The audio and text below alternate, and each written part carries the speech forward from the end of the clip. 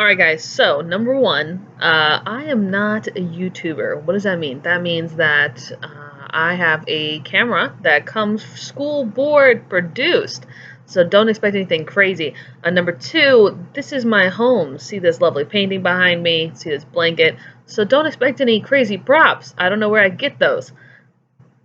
Number three, what we're working on, I haven't decided yet. It really depends on the schedule the school board's going to put out. But in the meantime, I thought I'd tell you a quick little lesson that's useful since you're all going to be using computers. Number one, if you press CTRL+C at the same time, it'll copy any text you have. If you hit CTRL+A, it'll highlight all the text. If you hit CTRL+V, it'll paste the text.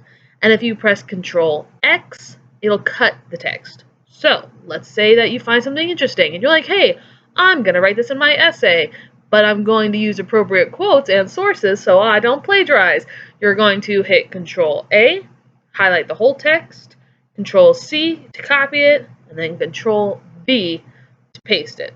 Okay? Try it and let me know. See you later.